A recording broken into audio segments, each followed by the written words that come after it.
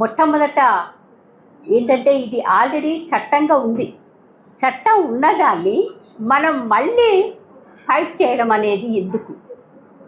ఇది కేవలము పురుషాధిక్యత సమాజం కాబట్టే మనం అందరము దాని కొరకు మళ్ళీ మళ్ళీ చేయాల్సి వస్తుంది. 30 ఏళ్ళు ఎదురు చూసినాం. 30 ఏళ్ళ నుంచి చర్చ జరుగుతుంది. 2023లో ఆల్రెడీ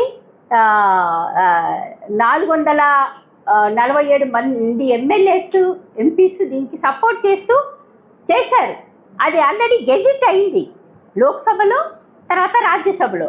ఒక గెజిట్ అయిన దాన్ని ఇంకా చట్టం రాలేదనడానికి ఎట్లా కారణం? ఇది ఈ ప్రభుత్వం యొక్క వైఫల్యం కాదా? గెజిట్ అయిన దాన్ని చట్టంగా ఎట్లా తీసుకురాను అనేది మనం ఖచ్చితంగా క్వశ్చన్ చేయాల్సిన అవసరం ఉంది. కేవలము ఇది బీజేపీ ప్రభుత్వ నిర్లక్ష్యం అనేది ఇక్కడ ఉన్న అందరికీ తెలుసు. మొన్న పెట్టింది కూడా వాళ్ళు ఏంటంటే ఇది పెట్టడం మొన్న ఏప్రిల్ 16న ఈ పార్లమెంట్లో ఈ మహిళా బిల్లు అంత తొందర హరీగా పెట్టడం ఏంటంటే వాళ్ళకి ఎట్లా వీగిపోతుందని తెలుసు. ఎందుకంటే వాళ్ళకి మెజారిటీ లేదు. వేరే వాళ్ళందరినీ ప్రతిపక్షాల అందరితోని వాళ్ళ మెజారిటీతోని బీజేపీ ప్రభుత్వం వచ్చింది. మరి ఇప్పుడు వీగిపోతుందని తెలిసినా పెట్టడం ఎందుకు? దానికి పెద్ద కుట్ర ఉంది. ఎందుకంటే వీగిపోతుందని తెలిసిన తర్వాత పెట్టి ఇదిగో ఇది మరుసటి రోజే మళ్ళీ మోడీ ప్రెస్ మీట్ కూడా పెట్టి చెప్పింది. ఏమని? మహిళలారా మమ్మల్ని క్షమించండి, ఇదిగో మేము మీ కొరకు ముందుంటే ప్రతిపక్షాలు దీన్ని అడ్డుకున్నాయి, ఇది మీరు గమనించండి అని ఆయన చెప్పడం జరిగింది. అంటే ఇది ఎంత కుట్రనో మన అందరికీ మామూలు వాళ్ళకు కూడా, ఇప్పుడు చెప్పిన బస్తీ వాళ్ళకు కూడా, మెంబర్స్కి కూడా ఈ విషయము తెలిసిందే. కాకపోతే మరి ముందుకెందుకు మనం వెళ్ళలేకపోతున్నాం? 33 అని కాదు, ఏంటంటే అందరము ఇక్కడ ఉన్న వాళ్ళందరము 50% రిజర్వేషన్ అనేది ఖచ్చితంగా మనం కోరుకుంటున్నాము. ఎందుకంటే జనాభాలో మనం సగం ఉన్నాం కాబట్టి 33 అనేది మనం మర్చిపోవాలి. ఇంకెవ్వరూ అనొద్దు, ఆ మాటే అనొద్దు. 50% రిజర్వేషన్ అనే మనం అనాలి.